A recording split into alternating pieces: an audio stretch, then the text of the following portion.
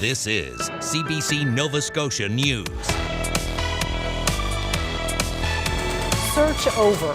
The father of a missing Cape Breton man confirms he found his son's remains. Doctor for Dorothy. A desperate 96-year-old takes out a newspaper ad for a family doctor. And crowdfunding. Restaurants across Nova Scotia are looking for financial help in the kitchen. The summer-like warmth continues for Thursday under increasing clouds, and we do have some wet weather rolling in Thursday night into Friday. Your full forecast is coming up. Good evening. The family of Justin McDonald says the search is finally over. The 34-year-old has been missing since July, and police declared his case a homicide in November. His father, Ken, says he found his son's remains while out searching on Monday. The CBC's Kyle Moore has the story and a warning some details may be disturbing to some.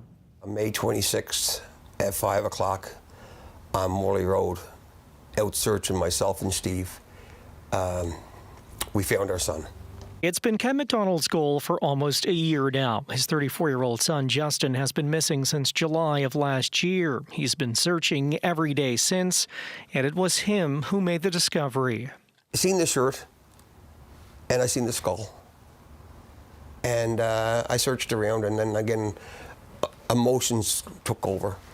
And then, like I said, I called police right away. Police are still investigating and searching the area of Morley Road where the remains were found. One of the items recovered was this bracelet, which is now on Peggy's wrist, a reminder of her son. It was one of his ball tournaments, and then on the other side, it says, everything's going to be all right. Cape Breton Regional Police and the Medical Examiner's Office have not yet confirmed the identity of the remains. Police saying by email today they have no further update. Without that verification, we know 100%. He had this in his room. Yeah, we know. Police declared McDonald's disappearance a homicide in November. 2 men have been charged with second-degree murder, robbery, and assault in the case. 1 other man was charged with manslaughter and robbery. Ken McDonald says the amount of community support has helped them through some tough times. It's emotionally draining, and it's happy to a point that we'll now be able to have a funeral. Before that, we never had that. We never had that chance. We'll bring him home. We're bringing him home, yeah.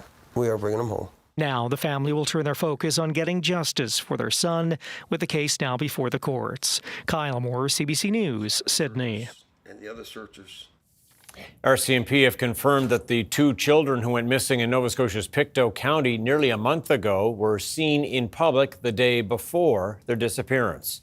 6-year-old Lily Sullivan and her 4-year-old brother Jack have been missing since May the 2nd. Police say they were told the children wandered away from their home in Lansdowne Station. The disappearance sparked an extensive search.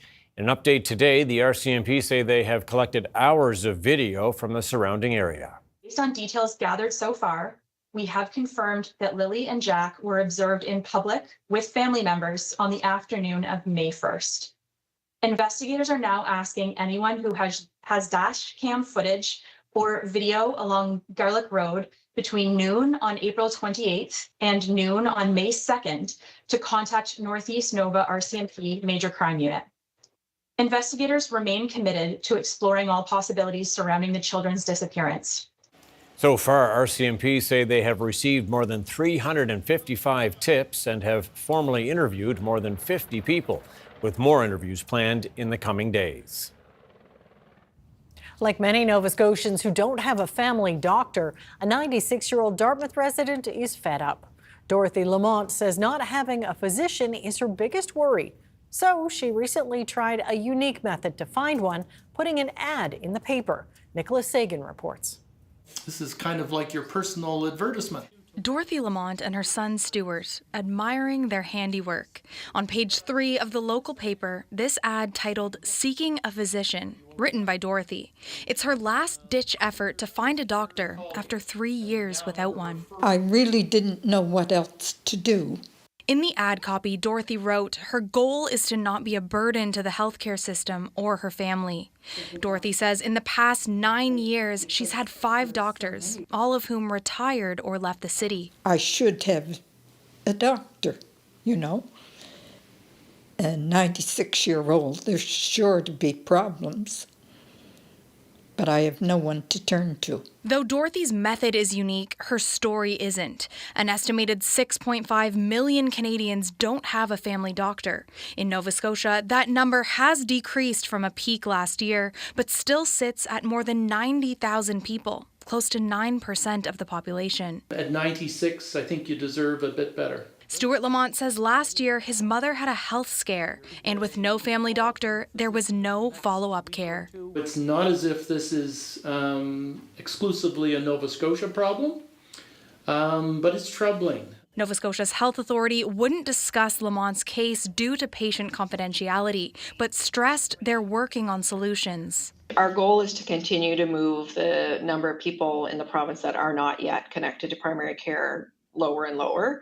After the ad was published, Lamont got a call from a medical clinic with news that a new doctor could take her as a patient. She says she hopes she was prioritized because she's 96, not because of her ad. Nicola Sagan, CBC News, Dartmouth, Nova Scotia. The Federal Privacy Commissioner has launched an investigation into the Nova Scotia Power ransomware attack that led to the theft of personal information belonging to 280,000 customers.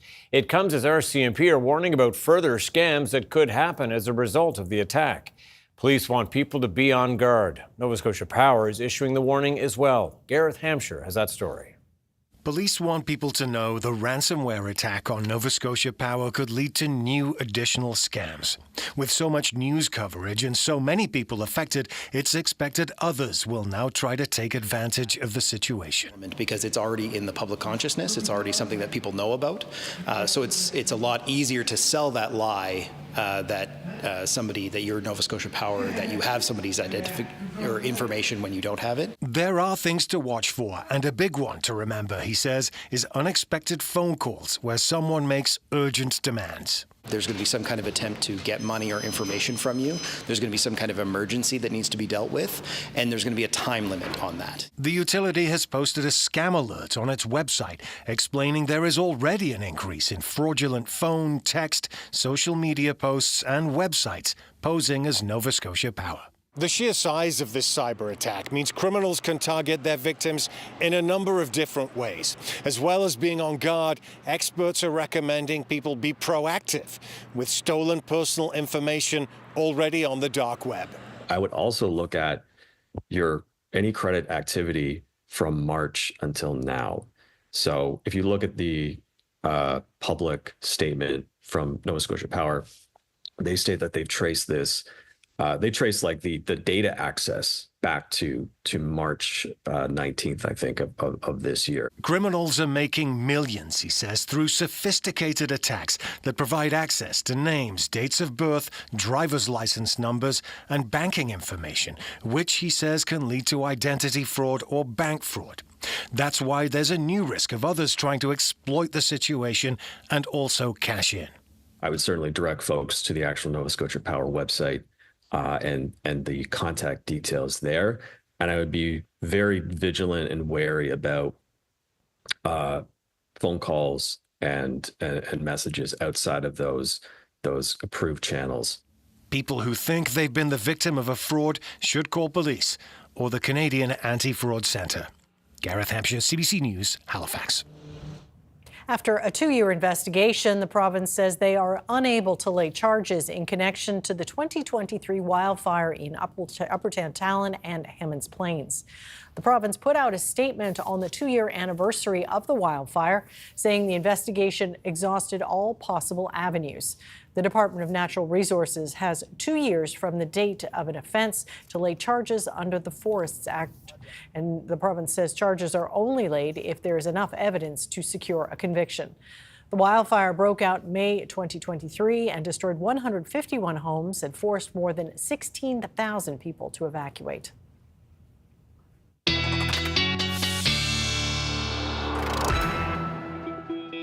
And Ryan Snoddon back with us today on what might be the nicest day of 2025. I think absolutely so far. Right up there for sure. Sunshine, temperatures mid to even some high 20s out there. And yeah, it's beautiful as we look at the high temperatures across the province for today. That Mallee Falls station at out near Sheet Harbor, 29 degrees there, and you can see widespread temps into the mid to high 20s. A little cooler in those coastal sea breezes as always for this time of year. Have a look at Thursday. Temperatures are going to be right back up there, kind of widespread mid to high 20s, or at least mid 20s. We will see the southwest winds a little bit breezier for tomorrow, and the clouds kicking up a little bit, so that may knock our temperature back by 1 or 2 degrees in many cases. Still though, it's going to be a really, really nice day. High pressure fades away. We are looking at that increased cloud cover throughout Thursday, and then we were watching some wet weather to roll in with showers Thursday night, continuing into Friday morning. Some breaks into the afternoon on Friday. We will be looking at some wet weather tracking in, unfortunately, for the weekend as well, but some sun possible as well. We'll break down that 7-day forecast coming up. Tom and Amy. We're hooked. All okay. right. Thanks, Thank Ryan. you, Ryan. Thank you. A letter signed by a dozen health advocates has been sent to the Nova Scotia Premier and every MLA, cautioning the province about putting alcohol in convenience stores. No decision has been made yet by the Nova Scotia government, but the experts want the province to do its due diligence before any products are put on shelves. Josh Hoffman reports. A letter from a group calling itself the Nova Scotia Alcohol Policy Coalition is asking the province to consider the negative effects of making alcohol more accessible in the province. No decision has been made yet, but several sources say Nova Scotia is expected to become the latest province to allow alcohol to be sold in convenience stores. The letter, which is signed by doctors, academics, and various advocates, says alcohol is responsible for hundreds of deaths every year in Nova Scotia and thousands of visits to hospitals. They say putting alcohol in convenience stores without guardrails would go against the province's mandate to fix the healthcare system, so proper consultation with public health is essential. There is no doubt that increased access to alcohol is going to increase healthcare costs. It's going to increase demand in emergency rooms that are already overburdened and result in a lot more harm to Nova Scotians. By making alcohol more accessible in Nova Scotia, the coalition argues the province risks compounding existing harms, such as intimate partner violence, which the province declared an epidemic last year. So if you are concerned about intimate partner violence in Nova Scotia, you must be concerned about increasing access to alcohol where there are no guardrails and where we haven't done a full health and mental health impact assessment. CBC News asked the Convenience Industry Council of Canada for an interview, but they declined. In a statement, a spokesperson says the organization has been advocating for alcohol to be sold in convenience stores in Nova Scotia and across Atlantic Canada.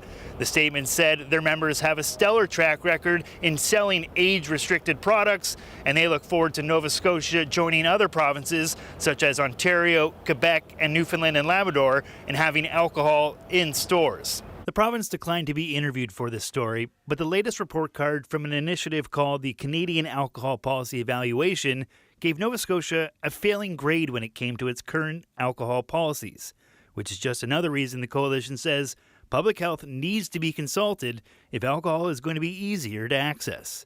Josh Hoffman, CBC News, Halifax. Talks between Canada Post and the union representing its workers have resumed, and the corporation says it's putting forward what it calls its final offer. The Crown Corporation says it's designed to push negotiations forward and return stability to Canada Post. The union says it has returned to the table to address key issues both parties have brought forward during this round of negotiations. 55,000 workers have been in a legal strike position since last Friday, but opted instead for a ban on overtime.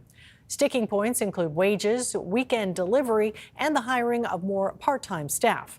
Canada Post faces huge questions about its business model as letter volumes plunge and with losses topping $4 billion since 2018. Halifax Regional Municipality says it's closing the Geary Street site in Dartmouth that was previously designated as a place where people could stay in tents. It will now be turned back into a park. The city says people will have to leave by June 22nd, and it says they can go instead to one of the provincial indoor shelters, temporary housing, or one of the other designated sites. The city says there are fewer people at the site now than in recent years, and it also recorded the lowest usage among all the other remaining designated sites. Those people still there will be offered assistance in relocating and accessing services. An update now on a story we told you about earlier this week. The Cape Breton man who trained the horse that won the last 2 Gold Cup and Saucer races has been banned from harness racing for 10 years. Now the horse's owner is speaking out, saying what has happened is nauseating. Racing fans, the great racing fans. Jeff Gillis, the former trainer of the horse Covered Bridge, was part of an investigation by the FBI into performance-enhancing drugs. Gillis was banned for giving those drugs to horses. I was, for the least, very upset and very disappointed.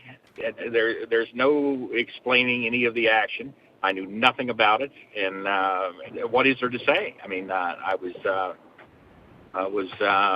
dumbfounded, and it puts me in a very embarrassing situation, but I absolutely have nothing to do with it, and it's nauseating. It really is. Ford says he's confident Covered Bridge won his Gold Cup and Saucer races fairly. The Atlantic Harness Racing Commission says the horse did indeed test negative.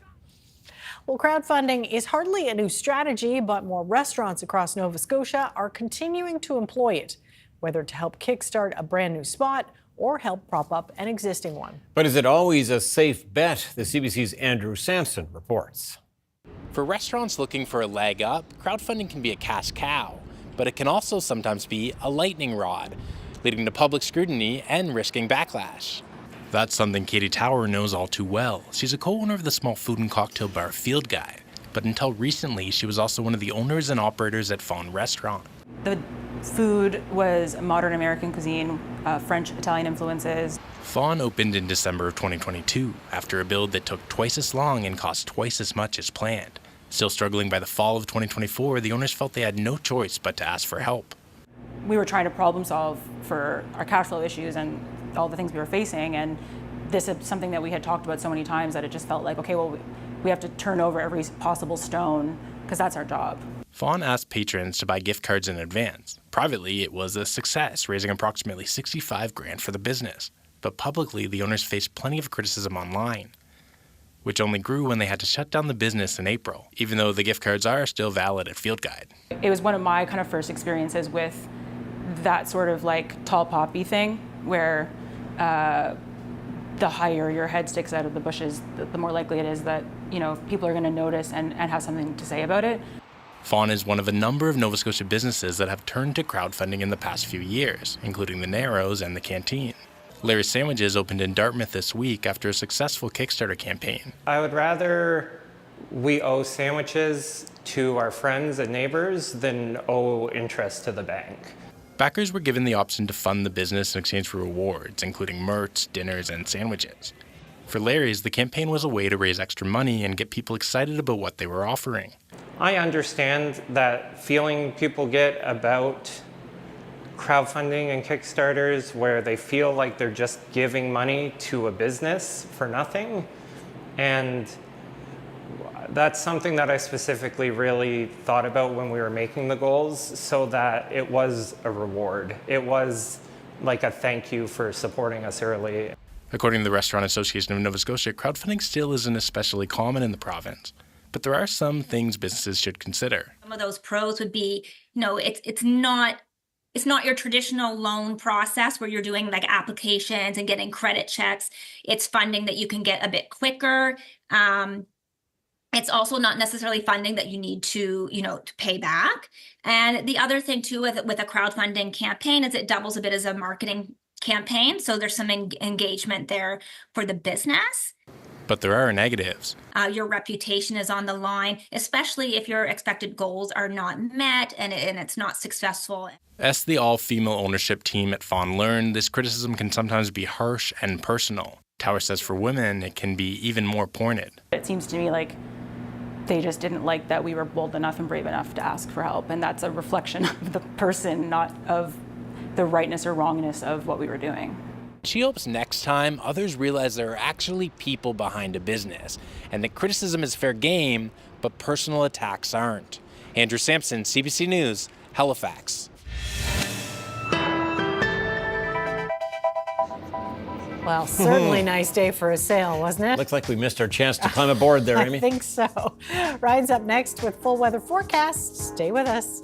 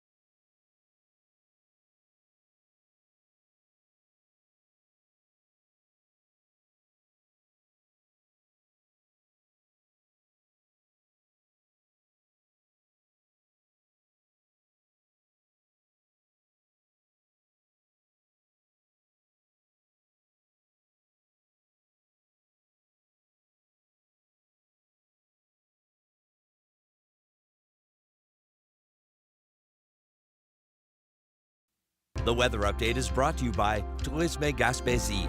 Plan your stay in Gaspésie at tourismegaspésie.com and enjoy extraordinary moments.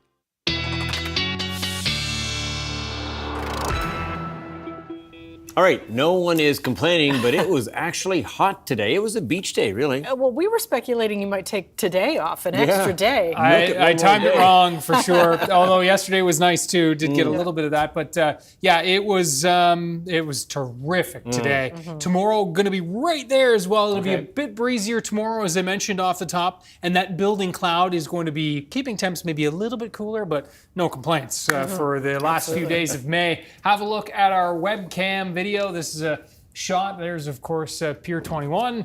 And yes, beautiful Halifax Harbor. And it is indeed an absolutely lovely evening out there. Let's have one more look at the high temperatures today in case you missed it. And yeah, you can see temperatures mid to high 20s. The Sheet Harbor area, Mallee Falls, that was one of our hottest spots in the country today.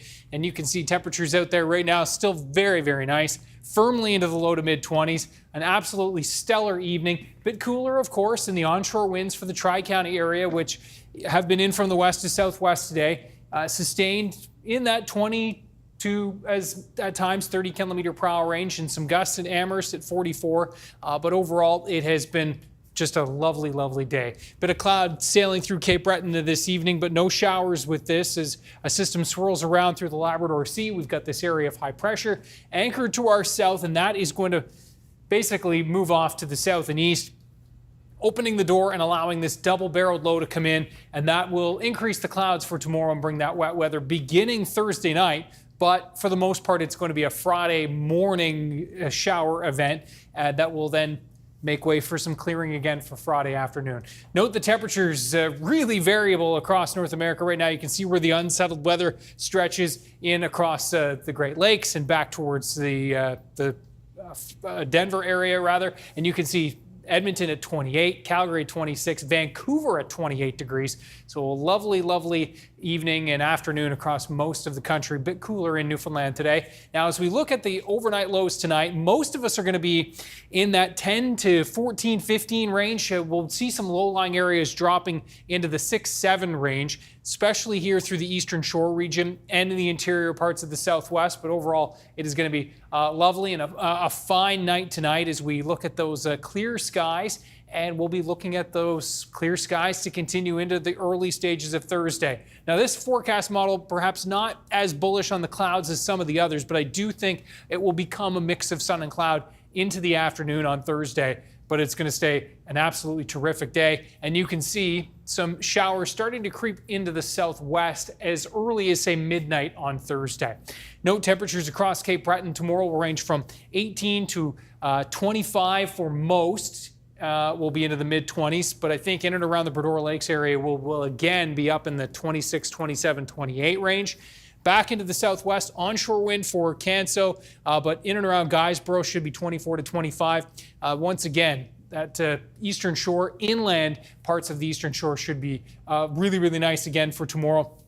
Similar story for the North Shore. We're going to be into the likely mid to at least high 20s, or at least mid to as much as high 20s. Halifax near 23, I think, right downtown. But as we work our way inland, we're going to squeak up into the 25, 26 range. And then back into the valley, we'll see temperatures bit cooler with that dominant west to southwest flow for the Tri-County area, but inland we will be into the 20s, and same thing in through the valley. Now, as we look at the showers marching in for Thursday night into Friday morning, the clouds are going to be dominant. Into the afternoon, that first push moves off to the east, and we will see some breaks of sun Friday afternoon. Temperatures are going to be mild yet again on Friday. We'll be ranging from about 18 to 22 for most. And you can see a bit cooler once again in the onshore winds for the south and west.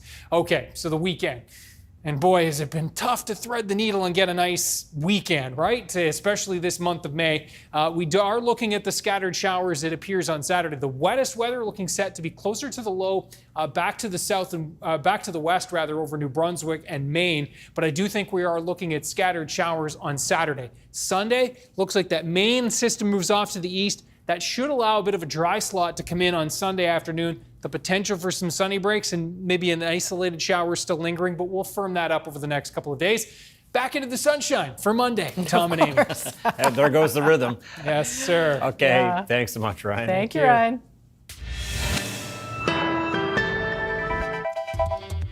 Coming up, a new report from the Affordable Housing Association says homelessness in Halifax has nearly doubled in recent years.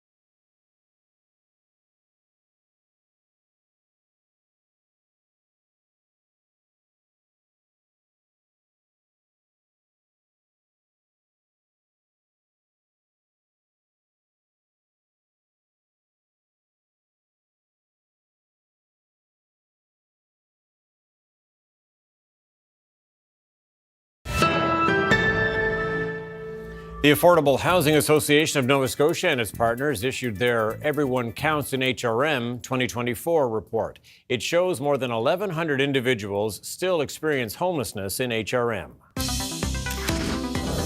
Michael Cablin runs the Affordable Housing Association of Nova Scotia. Sir, you call your research the point-in-time count. Can you just explain what that means and how it might be different from other lists of homelessness, like the by-name list, for example? Sure.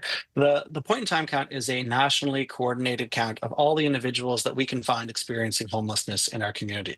In HRM, we conducted this November 25th to 29th, but this occurred in every community that the federal government distributes funding towards homelessness resources and ending homelessness in those communities. It encompassed 23 different service provider agencies, 95 volunteers, focusing on the night of November 25th, 2024, and then continuing on for a couple of nights after for the folks we could find. The difference between the point in time count and the by name list or other service-based counts is, in addition to the numerical count, we also conduct a survey, and we were able to, of the number of people we counted, survey approximately 596 of those individuals as well. So that allowed us to get more in detailed information as to what's contributing to homelessness, how long people are experiencing homelessness, and some other key findings that were released in our report today. Okay, we're going to talk about some of that. The headline out of your report is that the number of homeless still nearly double since 2022. What have you come to learn through that research about those who are affected? Yeah, the doubling is no surprise to us, right? We do track these numbers weekly through our by name list. I think what's significant to us is the number one factor that was contributing to people's homelessness through the people that we talked to was just that they didn't have enough income to get by. You know, a lot of the stereotypes that we associate to people experiencing homelessness weren't shown in the data that we received. So 39% of the people we talked to indicated that they just didn't have enough money to get by, to afford housing and groceries or any of the other things that they need to live. And that's what caused them to lose their housing and fall into homelessness. I think that the second most contributing factor was that people had some type of breakdown in their family, whether that be spousal disputes or some type of dispute with, other family members. So, I think that was kind of an important key finding. I think also, and in addition to that, we found that there's a much higher number of individuals coming from racialized communities, in particular African, Nova Scotian, and Indigenous communities, much higher than they are in kind of the broader population. And so I think there's some systemic barriers that still exist to people accessing housing, which is contributing to those numbers. And in terms of duration of homelessness, are you learning much there in terms of how long people are between proper housing? Yeah, that was another significant contributing factor, is that the amount of time people are experiencing homelessness is much longer. And in fact, that is a big contributor to the doubling.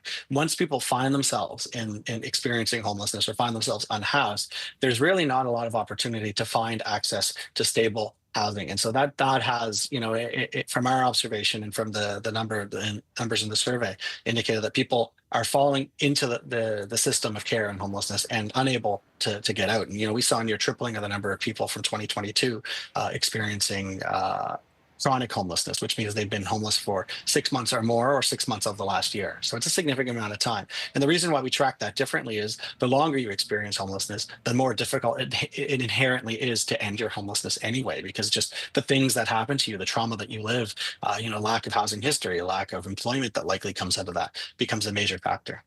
So when you look at whatever list, are you seeing any signs of a trend of improvements of any kind? I mean, there are more shelters there now. Are they helping? Are you seeing that reflected in the numbers? I think there's been a significant investment by the provincial government in indoor solutions. So we're seeing fewer people without anywhere to go, but they're still not accessing stable long-term housing solutions. So, whereas in a couple of years ago, we would have seen a significant number of people in encampments, the housing was very visible. What we found this time is a significant portion of the homelessness was invisible. So it's not what we see every day, but it's still people who are not stably housed. So they're still feeling all the things and living through all the burdens that someone who doesn't have stable housing is going to have to live through. We just don't see them on the streets anymore as much as we would have. So that's a good thing. I think people are connected to supports folks. People are indoors.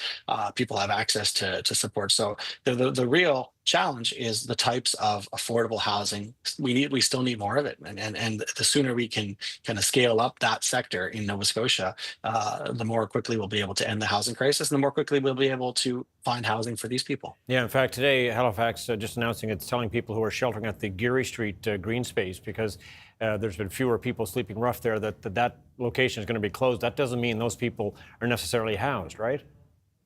Yeah, I would assume most of those folks are finding an indoor shelter type option that's being offered by the provincial government or other service providers. It's not likely that someone's going directly from a tent on Geary Street into housing.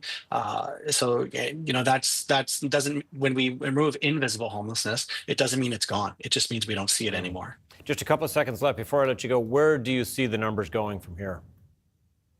I think there's some optimism in the sector. I think, what we're hearing from the federal government and the speech from the throne yesterday, as well as kind of on the campaign trail, means that there's going to be some form of significant investment in housing. I think that's the inavailability of housing remains to be the biggest challenge. And I think more housing is good. I think the provincial government as well has been laser focused on scaling up the number of housing units that are available to be built.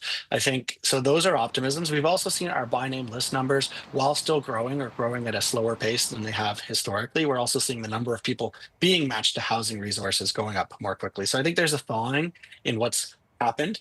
And so, there's some optimism, but the numbers of people coming into homelessness still are greater than the number of people that are getting housed every week. And so those are still barriers that we're going to face. Until we focus on the types of housing at a scale that is equal to what, that is, a significant portion of the housing that's being created, we're going to continue to see these challenges in our communities. All right, we'll be watching to see where the numbers do go from here. Thank you very much for this. Thanks, Tom.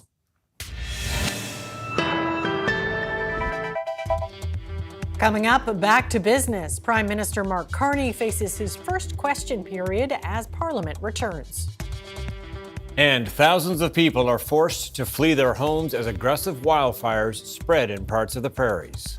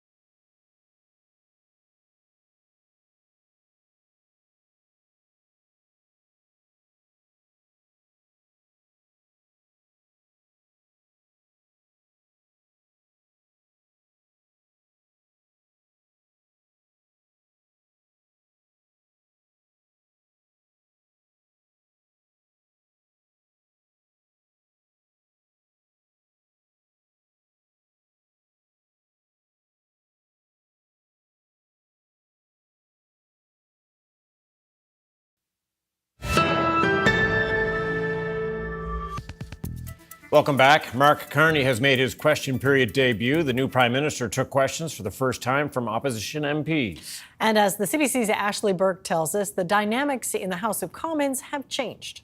So much better. The Prime Minister on his way into question period for the first time. Mr. Speaker, may I first thank my constituents from Nepean for giving me the honour of being here. It's a new Parliament, a new dynamic, and new tests for Mark Carney. Thank you very much, Mr. Speaker. I would like to welcome the Prime Minister to his first official question period. This is where democracy lives, and this is where we provide rigorous scrutiny on every word he says and every dollar he spends on behalf of Canadians. Andrew Scheer now his main opponent after the Conservatives leader lost his seat and is on the outside. Pierre Poilievre holding a press conference on the other side of the House of Commons door. Hey, I'd love to be in there. It's a great place. I love the House of Commons. I love the excitement and the thrill. And I've never really been a spectator of the House. So but I'm going to work hard to earn the opportunity to do it again. Inside, the Conservatives' attack line clear. Why won't he table a budget before he goes on summer vacation? The right honourable Prime Minister. Our plan includes legislating for one Canadian economy and nation-building projects immediately to grow this economy, and we expect the support from all in this House. They must be really afraid to come clean with Canadians if they're going to punt it off into the fall. All of this new for Carney, including only having 35 seconds to respond. And could you also indulge me to... And some of the reviews on how Carney did are in. What do you think? He's got to get his sea legs under him. It's the first time. He needs to learn. But let's see. He is authentic and natural. He knows what he wants to say, and he just gets to the point. Carney's first performance in question period was short. He isn't carrying on his predecessor Justin Trudeau's tradition of answering all of the questions on Wednesdays, making this more of a warm-up for future fights. Ashley Burke, CBC News, Ottawa. Thousands of people are being forced from their homes in the prairies as wildfires continue to spread. The community of Flin Flon, Manitoba, is the latest to be placed under evacuation orders. As Alexander Silberman reports, hot and dry conditions are making it challenging for firefighting crews to contain the flames. More than 4,000 people have been forced to evacuate their homes in northern Saskatchewan as aggressive wildfires continue to spread. The province is battling 17 active fires, including 10 that are burning out of control, threatening homes, businesses, and highways. The largest evacuation is the northern village of Pelican Narrows, about 400 kilometers northeast of Prince Albert, where wildfire is burning near the community. Fire crews are also dealing with 2 fires that have merged into one, now known as the Shoe Fire. It's the largest fire in the province, at more than 200,000 hectares in size.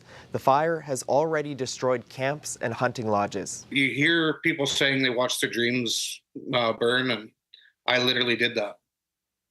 It was devastating. The force of the fire and how it moved so fast, and I don't even have words for it. In Manitoba, there are 18 active fires burning, including a growing fire advancing near the city of Flin Flon. Intense conditions have limited the resources sent to the fire, and officials say water bombers had to be grounded after a drone flew in the area. I know there's a lot of worry in the community, like, are we going to be fighting for our lives, trying to get out of the town, get away from this fire?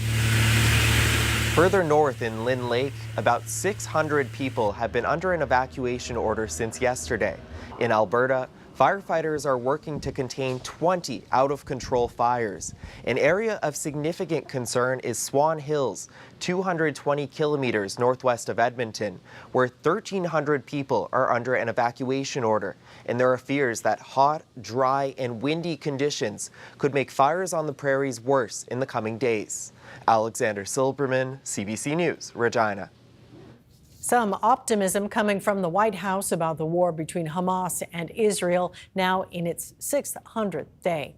The U.S. President's envoy says he has what he calls, quote, some very good feelings about getting to a long-term resolution. Israel also announced it had killed the Hamas leader in Gaza. CBC's Tom Perry reports from Jerusalem. We heard from Israel's Prime Minister Benjamin Netanyahu today announcing that the Israeli military had eliminated Mohammed Sinwar, the head of Hamas in Gaza.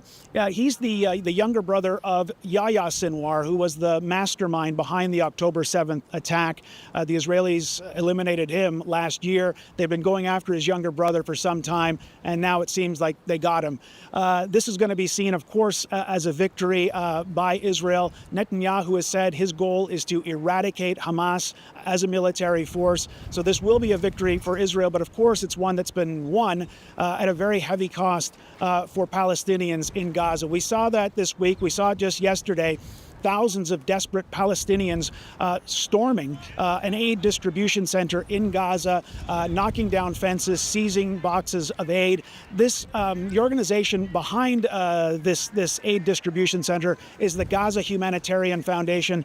There's controversy around this organization. The United Nations is boycotting this organization, saying that because it's backed by Israel, it's backed by the United States, that it's privatizing, it's militarizing, it's politicizing aid. The UN says it has an extensive network in Gaza, and what should happen is that the Israeli government should just open up the gates of Gaza, allow the UN to start distributing that aid. The Israelis say, well, their concern is that some of that aid is getting diverted to Hamas, but the UN says that really the Israeli government has not presented any evidence of this actually happening. Now, the other thing going on in Israel today is that Israelis are marking 600 days since the October 7th attack. We've seen the families of hostages. So there's 58 hostages, living and dead Israelis still being held by Hamas in Gaza.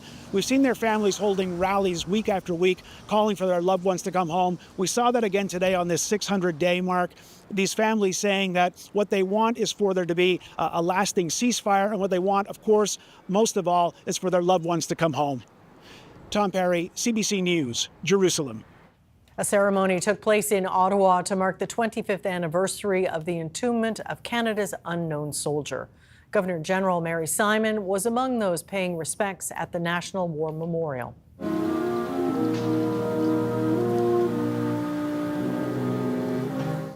It has been a quarter of a century since the casket of an unidentified Canadian combatant was laid to rest there.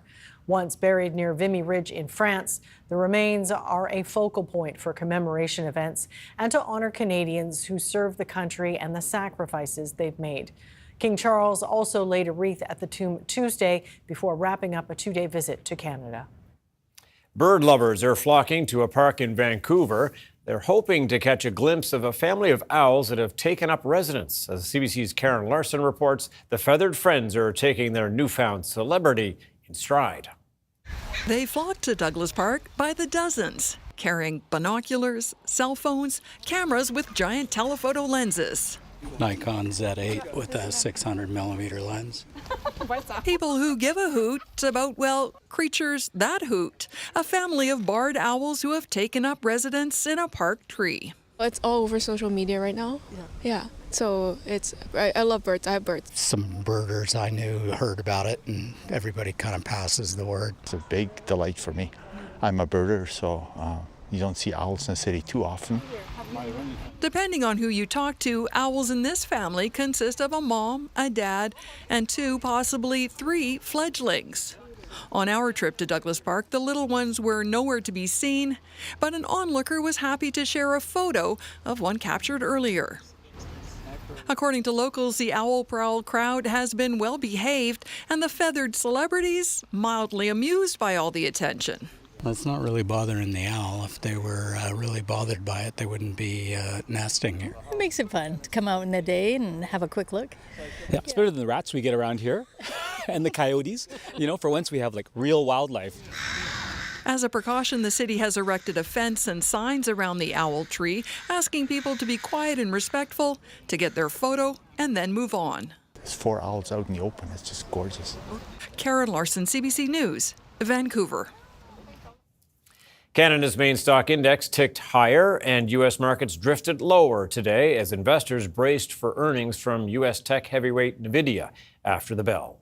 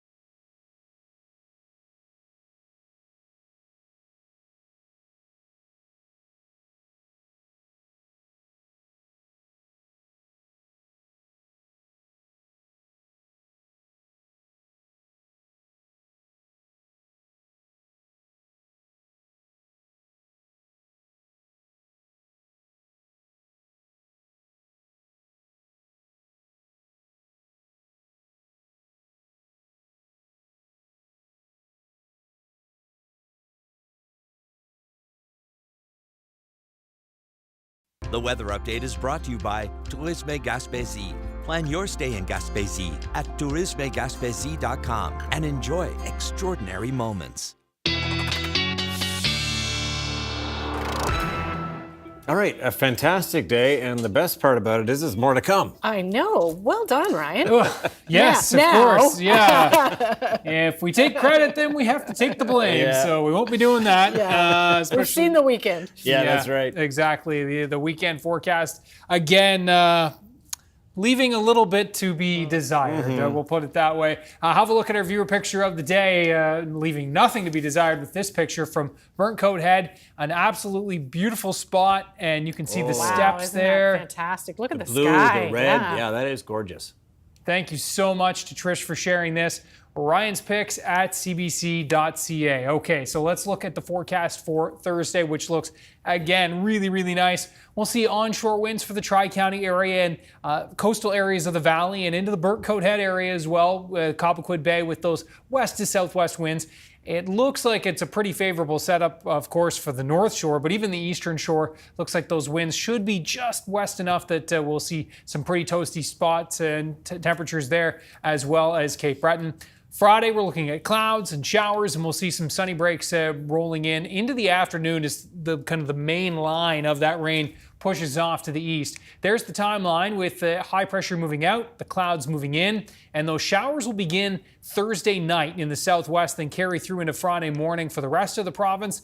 A couple of breaks, as we said, into Friday afternoon and Friday evening. And then watching that next system, which is getting set to roll in for the weekend. So there's Saturday morning, and I do think that Saturday itself, the bulk of the wet weather looking set with those heavier rains towards Maine, Quebec, and into New Brunswick, where it looks like scattered showers for Nova Scotia. So what that means is we should be able to still get out. Sunday, a better chance that we'll see some sunshine breaking through into the afternoon. And back to the races for Monday, of course. Okay, here we go. Well, a 75-year-old woman who lives in Mexico City has some very demanding house guests.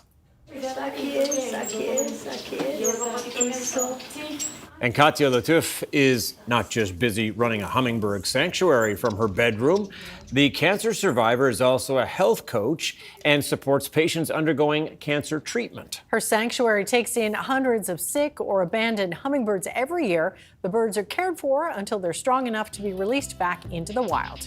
She is also an author and finances the sanctuary using her money from her book sales. How about that? That is impressive. That's a busy house, too. Yeah. That's it for us tonight. Thanks for watching. We'll see you next time. Good night. Good night.